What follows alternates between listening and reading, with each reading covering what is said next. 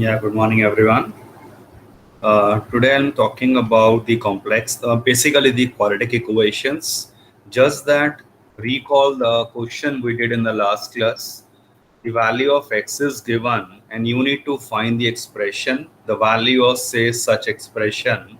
So of course, we do not need to put the value of x and then simplify. Instead of that, what is the approach? Get iota separately like this from the given expression of the value of x, square and get a quadratic, and from this quadratic divide the expression whose value we need to find. It's a normal division of polynomials, and then follow the rule dividend equal to divisor into quotient plus remainder, and then remember this value was actually 0. It's over here. So this is the value which we wanted. We have our required answer.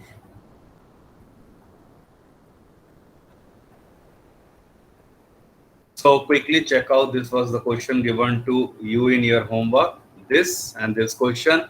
So let me चलिए check कर लेते हैं how to begin with this question.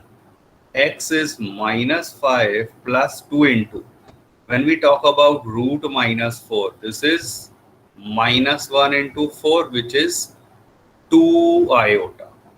ये iota हो गया और √4 2 हो गया, तो ये 2 into 2 iota. So basically x is -5 plus 4 iota. As discussed, get the iota wali term separately, squaring both the sides, and this when you open and simplify, a square plus b square plus 2ab, and this RHS is -16, iota square -1, तो x square plus 10x, और ये आप add कर दीजिए 41 हो गया. So basically अब आपको कॉरस्पॉन्डिंग पॉलिनोमियल से डिवाइड करना है whatever expression whose value is required. Follow the usual approach you learned in class 9th, and then dividend equal to divisor into quotient plus remainder. That remainder generally will give you the required answer, but at the same time do remember that remainder may say come out to be, say for example, 5x plus 4. Let's say this is the remainder. ये मैंने assume किया है, I don't know क्या आने वाला है. अगर reminder कुछ ऐसा आ जाए तब मैं आंसर क्या कहूंगा? x की वैल्यू ये हम निकाल चुके थे, तो बस आप फिर इस x की वैल्यू रिप्लेस कर देंगे एंड सिंप्लीफाई. सो आयोटा की टर्म में भी आपका फाइनल आंसर बिल्कुल आ सकता है.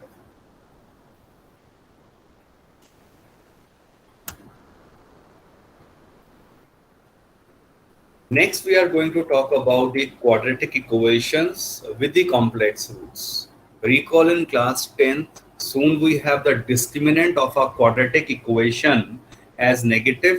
We claim that it has got no real zero और no real roots का मतलब imaginary roots. वो अब iota की term में है. So we started with a fundamental theorem. A polynomial equation of degree n has at most n roots. तो nth degree quadratic है तो 2 roots हैं, cubic है 3 roots हैं. They may be repeated, they may not be repeated, they may be real, they may not be real. So these are the formula of getting the roots, wherein the expression b square minus 4ac is referred to as a discriminant, and if discriminant is negative, the equation will have the complex roots. So check this out. This in a better way how we have learned, x is minus b plus minus root d by 2a. So that's the basic formula of your class 10th as a quadratic formula. So d की value b square minus 4ac. Let us consider a very simple question to begin with. Solve this equation. X square is minus 3. X will be plus minus में ये root के अंदर आ जाएगा -3, और root -3 क्या होता है? √3 iota.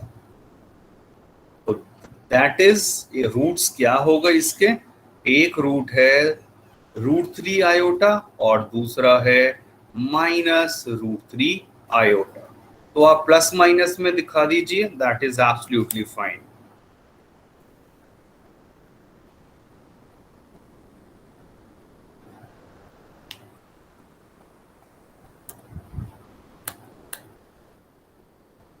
Check out this question. Solve. Simple question है, सॉल्व करना है. प्रेजेंटेशन क्या करते हैं हम? Let a is √3, coefficient of x square ले लिया, b हो गया coefficient of x, and c is the constant, ये वाली टर्म.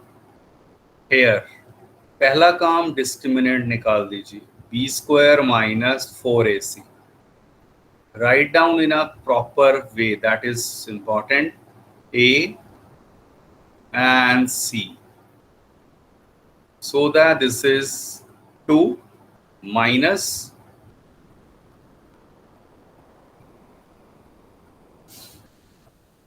minus 34 आ गया ये. Since discriminant is negative, this imply equation has no real roots. वो लिखो ना लिखो वो एक ही बात है, ये एक लाइन. अब इसके रूट्स क्या होंगे? वो आपका फार्मूला है -b plus minus √d by 2a. सो substitute -b plus minus √d by 2a. All the values are known to me.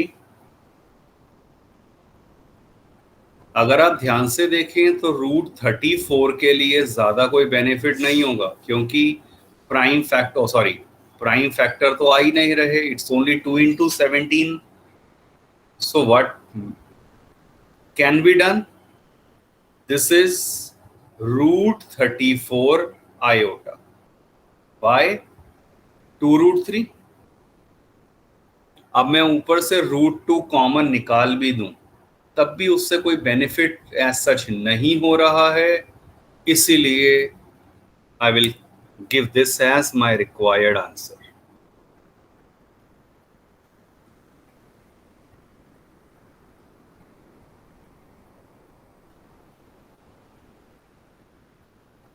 Before we move on further, please mark your attendance.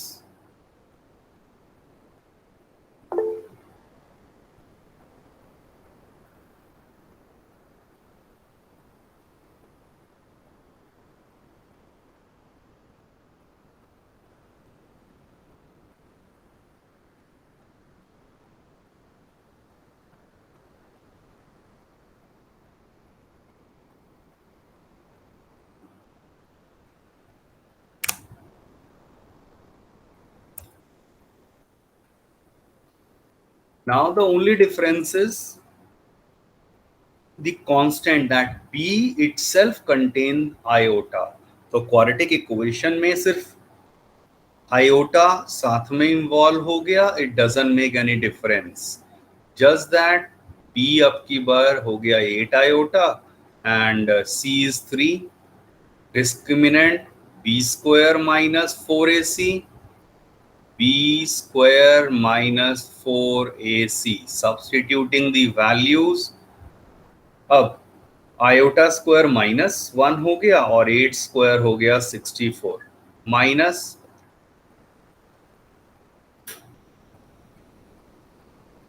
this is 36,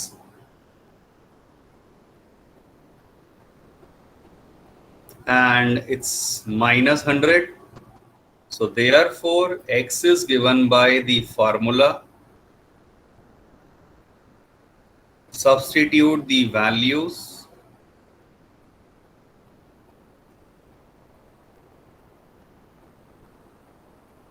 clearly this will be 10 iota.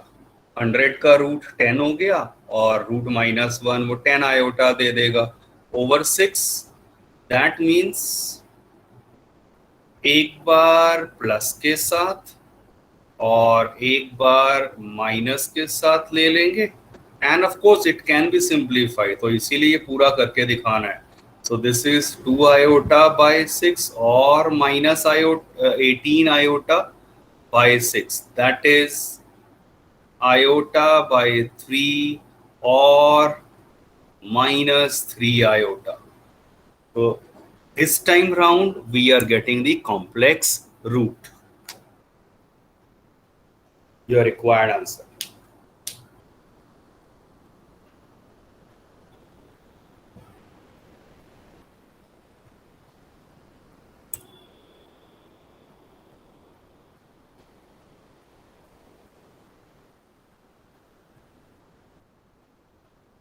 Based on this, few questions directly picked from your NCERT textbook. बहुत simple है, कुछ ऐसा करना नहीं है. जैसे 6 question है, चलिए सॉल्व द फॉलोइंग. तो सबसे पहला काम, let me take the LCM. 3 ले लिया, so 9x square minus 12x plus 20, and this is 0, which gives, just to avoid the fractions हमने ये किया है. तो बस अब ये क्वाड्रेटिक बेसिकली हो गया.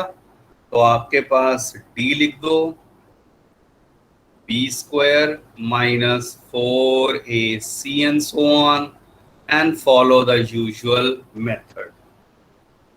I'll not waste time over this. बहुत सिंपल और स्ट्रेट फॉरवर्ड है. Direct application of quadratic formula.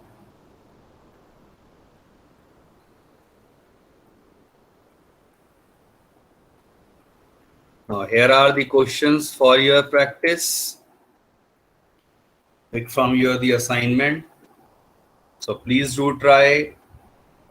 Even if you do not want to go for all 5 questions, but at least say do these 3 questions. करो सारे, वो good better रहेगा. But still at least these 3 questions, जिसमें से एक question आप अभी please करके बताइए E part. I am waiting for your answers. Everyone please do it.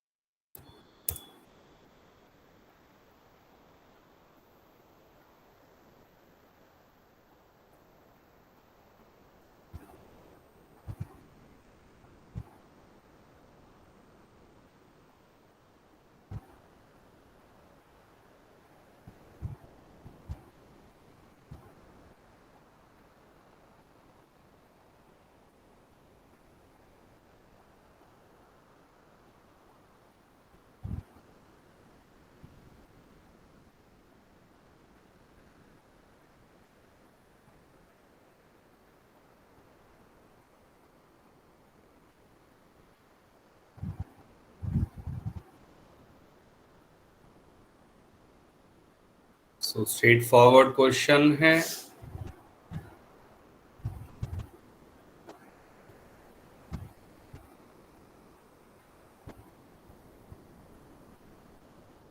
Sorry,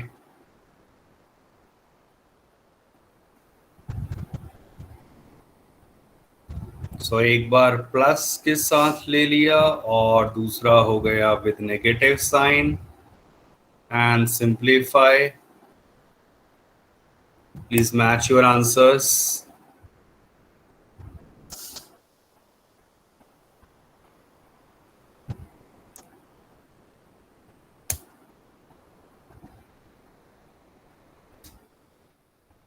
And then followed by the very similar questions.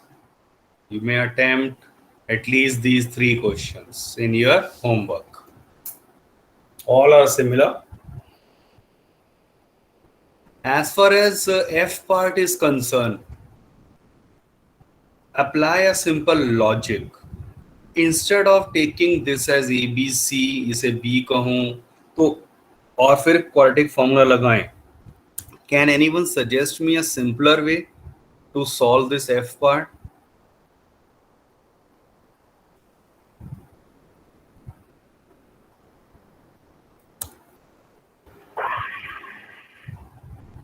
Middle term. Yes, simply open the bracket. ये bracket मैंने बस इस तरह से open कर दिया और आप ऑब्जर्व करेंगे स्प्लिटिंग हो चुका होगा. Combine first two and last two and simplify. That's it. तो this is probably the easier question. वो देखने में ऐसे लग रहा है, बट यस, अगर आप यहाँ डिस्क्रिमिनेंट वाले मेथड में आ जाएंगे then it will make it very complicated and calculative question. तो इसीलिए स्मार्ट अप्रोच भी बहुत जरूरी है साथ में समझना. तो do it in your homework.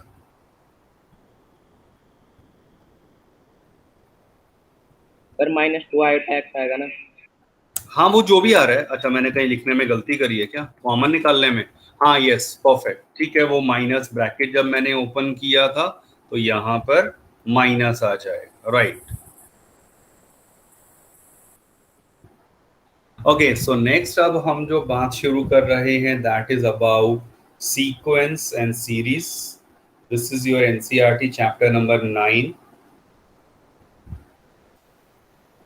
तो डेट मैंने इसमें फ्यूचर का वो डाल दिया था, बट वही आज ही हमारा आराम से थोड़ा बहुत स्टार्ट हो जाएगा. Everyone please be focused. तो what is a sequence? It's a succession of numbers arranged in a definite order and following these some specific rule. So let's say I have a sequence of natural numbers, even natural numbers, or even a sequence of say prime numbers. They follow a rule, right? So 2, 3, 5, 7, 11, 13, 17, 19. So they are following a specific pattern, right? Though they may not have a direct general formula, but some specific rule is followed. So that's referred to as a sequence of a prime numbers.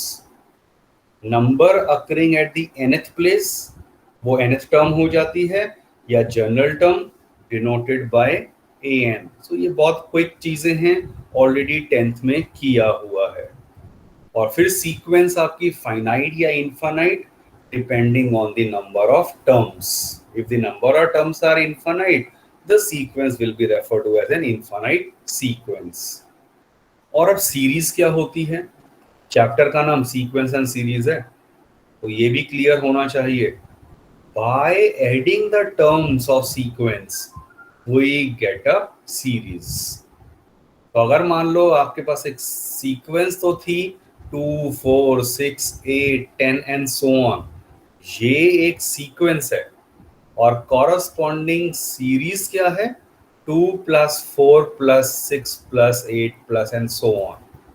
Up to class 12th, we talk only about adding these terms.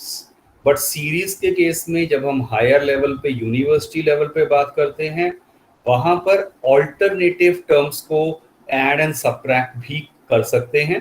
Means 2 - 4 + 6 - 8 + 10 and so on. So that way we have some special type of series, but that is studied after class 12. Let's begin with a very simple questions. Write first 5 terms of the sequence. आपको nth rule दिया हुआ है an and obtain the corresponding series.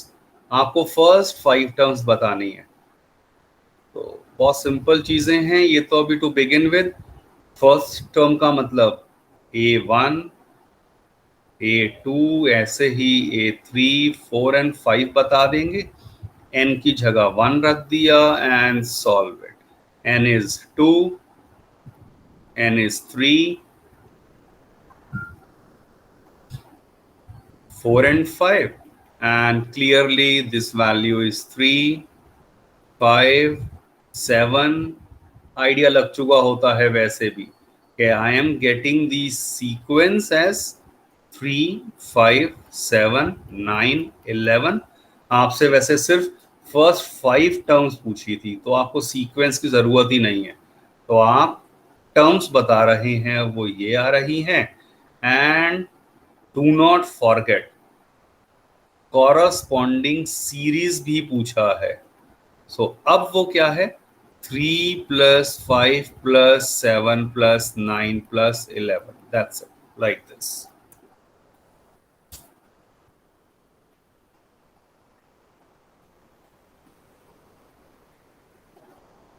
Recall in 10th only you have studied if nth term is a linear polynomial, जैसे यहाँ है, तो chorus linear है ना, ये 2n+1, या मैं 3n-5 कह दूं, 7n+2 कह दूं, तो ये सब लीनियर पॉलिनोमियल है.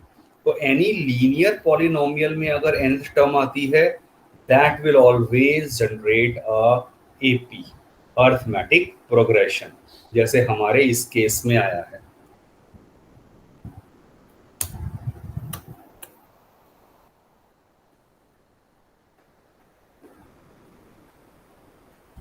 For your homework exactly similar question, कुछ अलग चीज नहीं है, ये भी एक एपी देने वाला है.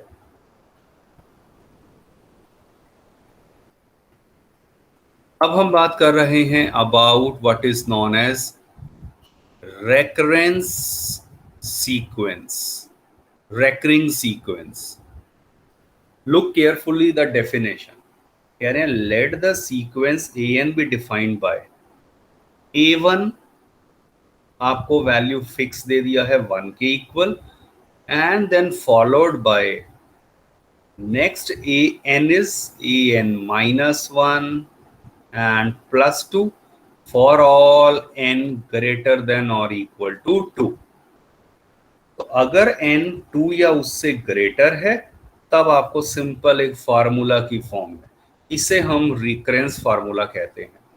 और कह रहे हैं find first 5 terms corresponding series. तो अब आप चेक करिए, A1 मुझे ऑलरेडी गिवन है, so I will begin with A2. अब आप जरा ऊपर जो फार्मूला हाईलाइटेड है, n की जगह 2 रख दीजिए, तो यहां एक्चुअल में ये आएगा, और ये हो गया A1 + 2. A1 is 1, ये आपको गिवन होगा तभी आगे बढ़ पाएंगे. So this value is 3. Further A3, अब जब मैं बात करूंगा, n की जगह 3 रखा, तो ये A2 + 2 हो जाएगा. A2 आप ऊपर निकाल चुके हैं. So you have the basic idea. अगर आप ध्यान से देखें, 1, 1, 3, 5 seems to be 7. एक बार उसे क्विकली चेक कर लेते हैं. A3 + 2, 5 + 2, as we guessed 7 आ गया. तो एक तरह से अगर हम कहें, जो एक सिंपल ऑड नंबर की सीक्वेंस होती है, 1, 3, 5, 7 एंड सो ऑन, उसी को लिखने का एक ये डिफरेंट वे हो गया है. तो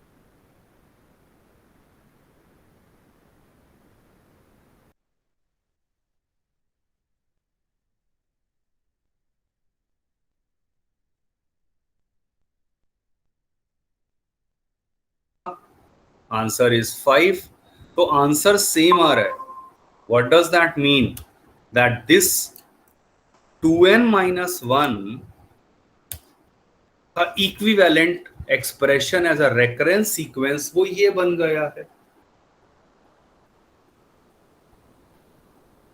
सो you can easily find first 5 terms.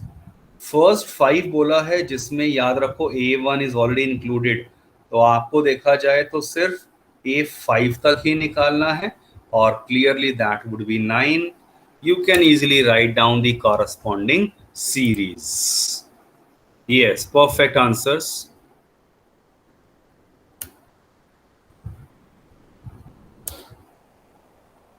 ये 25 नहीं समझा दिव्यांश में. सम नहीं पूछा है आपसे, आपको कॉरस्पॉन्डिंग सिर्फ सीरीज लिखनी है. तो 1 + 2 + 3 + 5 + 7 + 9 इस तरह से करके आप लिख देंगे. ठीक है, ठीक है. उनका सम ऑफ कोर्स यही आ रहा होगा. इनफैक्ट जिन्होंने कल का केबीसी देखा होगा तो वहां पर the lady the maths teacher जो आई हुई थी उन्होंने इस चीज के बारे में एक रूल बताया था. Sum of first n odd natural number is given by n².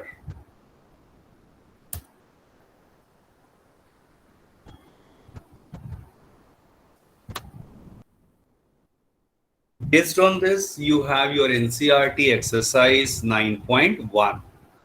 Very simple exercise. वैसे ही क्वेश्चन है. Write first 5 terms and whose nth term is given. तो आप चेक करिए, हार्डली मैटर कैसे भी nth term दे दी जाए. जैसे ये है तो A1 2 की पावर 1, A2 बस n की जगह 2 रख दिया, which is 8, and so on. So we guessed it correctly. This is 32. So 2 की पावर्स में मतलब क्या आ रहा है? 2, 4, 8, 16, 32. This is not an AP. In fact, this is referred to as one GP, a geometric progression, that we will study in due course of time. तो AP की maximum चीजें आपको पता हैं. अब आइडिया जो नया आने वाला है वो सिर्फ एक अर्थमेटिक मीन का होगा इन एपी टॉपिक, और otherwise we will be talking about GP. So again hardly matter, ये nth टर्म दी हुई है. चलिए 5th क्वेश्चन है जैसे. So A1, to avoid any silly mistake complete n की जगह पहले लिख दो. सॉल्व करते हैं. Any number power 0 is 1, the answer. Next A2 लिखेंगे, n की जगह 2 लिख दीजिए, -1 हो जाएगा ये पहली term, and 5 cube 125, so -125. Again it's giving rise to one geometric progression, GP.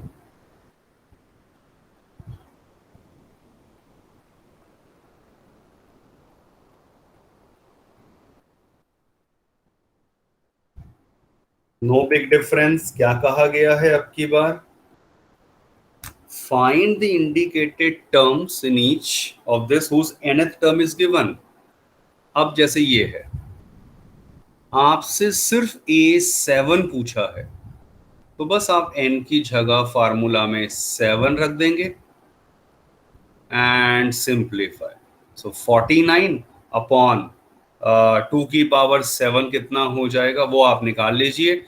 32 into 5, 4, 128, which is your required answer.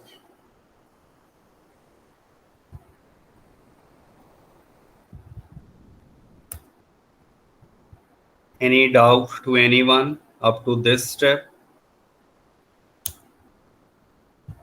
No, sir.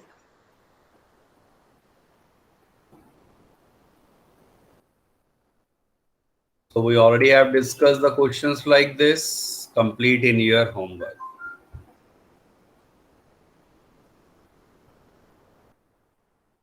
Recurrence sequence वो भी हम बात कर चुके हैं. So one can easily understand these questions. अब जैसे एक 13th है, एक बार इसे समझिए, थोड़ा सा एग्जाम देख लेते हैं. फर्स्ट 5 टर्म्स की ही जैसे जनरली बात करी है. Note carefully, A1 is 2, A2 is also 2, ये आपको फर्स्ट टू टर्म्स तो ऑलरेडी गिवन है। अब फार्मूला रेकरेंस का स्टार्ट होता है, वो ये गिवन है, for all n greater than 2। तो this is important, n greater than 2 के ऊपर means n is 3, 4, 5 and so on. So let me put n is equal to 3. तो a3 and that would be 3 रखा यहां पर। a2 मुझे पता ही है, ऊपर गिवन है, और ये आ गया 1। n is 4, a3 and a3 1 था, and this is 0. Similarly, put n is equal to 5, you will get the fifth term. First two terms already known है मुझे, तो first 5 terms लिखने को कहा था, तो बहुत लॉजिकली सोचिए, तो एक्चुअल में आपको सिर्फ नेक्स्ट 3 टर्म निकालनी है।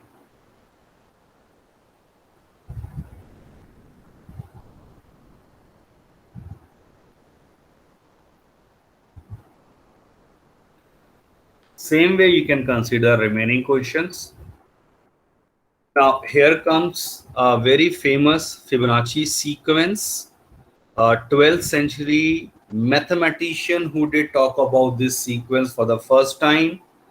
And look at the definition carefully. A1 is 1, A2 is 1. ये दोनों fix हैं. Now the formula begin. an is an minus 1 plus an minus 2 for all n greater than 2. Remember and understand the definition carefully, that nth term किसके equal है? Sum of preceding 2 terms. तो अगर मुझे fifth term लिखनी है तो मुझे fourth term plus third term करना रहेगा, and so on. तो let me start putting n is equal to 3. 3 से शुरू होगा, तो a3 क्या बन जाएगा?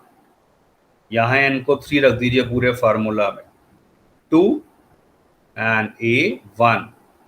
ये वैल्यूज आपको दोनों ऊपर गिवन है, 2 आ गया,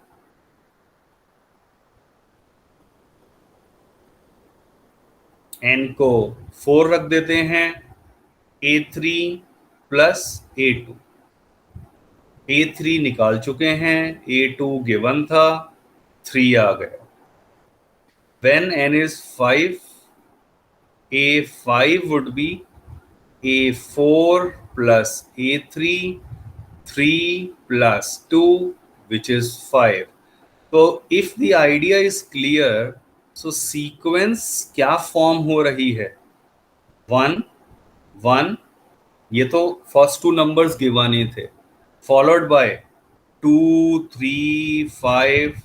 नेक्स्ट नंबर क्या होगा? What will be the next number? Anyone? 3. That would be 3 plus 5, 8. Next would be 13. 5 plus 8 हो गया, फिर अगला इन दोनों का सम, फिर इन दोनों का सम, and so on. So one can easily check it out. That way you are getting the Fibonacci sequence. Another very important thing इन्होंने कहा है, find this ratio for n equal to 1 2 3 4 and so on. तो an plus 1 upon an, ये आपसे ratio निकालने को कहा है for n is equal to 1। अगर हम ध्यान से बात चेक करें तो क्या बन गया? n को 1 रख दो, a2 by a1 which is simply 1 by 1, 1 आ गया। n को 2 रख देते हैं, a3 by a2 which is, what is a3? हम निकाल चुके हैं, 2, ये 2 आ गया। सो n को 3 रख देते हैं, a4 by a3 A4 is 3, A3 is 2. So अभी तो हमें कुछ अलग से ऑब्जर्वेशन नहीं हो रहा है, but very soon you will realize क्या होगा यहाँ. ध्यान से देखिए, A5 5/3, 5/3 आपने जब इसको डेसिमल में करते हैं तो ये रफली 1.6666 एंड सो ऑन आ जाएगा. When n is 5, A 6/A5, and that simply means 8/5. So let me quickly use the calculator. मेरे सामने ही है तो मैं जल्दी से इनकी रफली वैल्यूज लिख देता हूं. ये तो चलो वैसे क्लियर ही था, 1.6 आ रहा है exact. Now when I go on, next value क्या आएगी 8/5 के बाद 13/8, फिर उसके बाद 21/13, ये डिवाइड बाय ये डिवाइड बाय ये एंड सो ऑन. तो 34/21 and 55/34 and so on. So let me quickly write these values only. So ये वैल्यू आ रही है 1.625 exactly.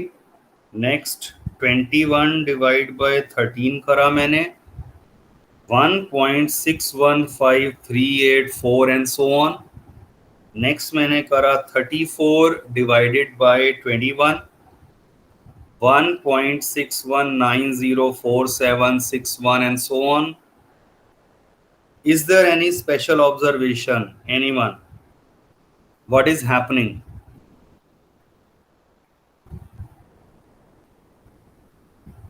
Anyone? Any special observation?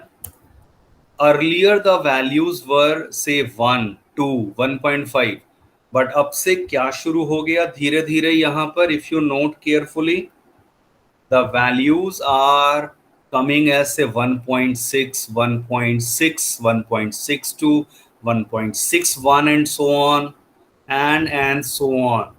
So the values will actually converge to some specific value. ये concept हमारा बाद में आता है लिमिट का. और अगर मैं limit n tends to infinity ले लेता हूं बहुत लार्जर वैल्यूज के लिए, this answer is approximately 1.618 approximately. This is an irrational number, non-repeating, non-terminal decimal representation, exactly similar to pi. It is referred to as golden ratio. This is a very important number in the field of mathematics, referred to as a golden ratio. Golden ratio has lot many implications. Thousands years back, Giza's pyramids, they were constructed. They follow the golden ratio in length is to breadth. Even it has got lot many applications in our human body also, in flowers also. उन सब के अंदर by nature it is happening. Human body में अगर एक दो quick example लूं, central teeth जो हमारा होता है, अपर टीथ जो बोला जाता है, अपर टीथ में ये रेशो हमेशा, अगर एक नॉर्मल हम पर्सन की बात कर रहे हैं, आप चेक करेंगे वो 1.6 ही आने वाली है. That you can always observe. Even the height of a person, total height of a person divided by उसकी वेस्ट से लेकर उसके टोस तक, नीचे तक अगर हम हाइट को देखते, सो अगर मान लीजिए देयर इज अ पर्सन, ये मान लीजिए पर्सन है, राइट, तो उस पर्सन का टोटल हाइट डिवाइडेड बाय ये वेस्ट से लेकर ये अपॉन में ये हमेशा 1.618 के अप्रोक्सीमेटली आएगा. यू मस्ट हैव हर्ड और seen certain photographs of Mona Lisa, ये जो फेमस पेंटिंग है, तो उस पेंटिंग में भी जो गोल्डन स्पाइरल्स बनाए गए होते हैं, they follow the golden ratio actually. अब जो मैंने फाई की बात करी है, ये actually √1 plus √1 plus √1 and so on, nested infinity तक जाता है. This is also equal to 1 upon plus 1 upon plus 1 upon and so on to infinity. This is also related to Pythagorean triplets. It's also related to the trigonometry. There are number of books जो अकेले इस number के ऊपर लिखी गई हैं. Those who are really interested, Google पर सिर्फ इतना लिख देना golden ratio, and you will get the ample information related to the same. So maths actually it's not related to your only content जो NCERT या CBSE में है या जो एग्जाम में आएगा. ये चीज एग्जाम में नहीं आएगी, of course for sure. But why mathematics जो एक क्वेश्चन हमारे माइंड में राइज होता है, this is a beautiful example which answers most of your query. I have read a complete book on this golden ratio. Few of the subtopics were really very challenging. I could not understand 100% of the things, but yes, a very beautiful number, a lot of research. Every time आज की date में भी इस पे research हो रही है और नई नई चीजें हमें पता चल रही हैं. एनीवे, टाइम एक्सीड कर चुका है, so I end the class over here. Please mark your attendance quickly and you can leave the class. But those who are really interested, they must search for the Fibonacci sequence and particularly that golden ratio. Thank you, sir. Okay, thank you. God bless you. Bye bye. Yeah, thank you. Take care. Thank you, sir. Yeah, welcome. Bye.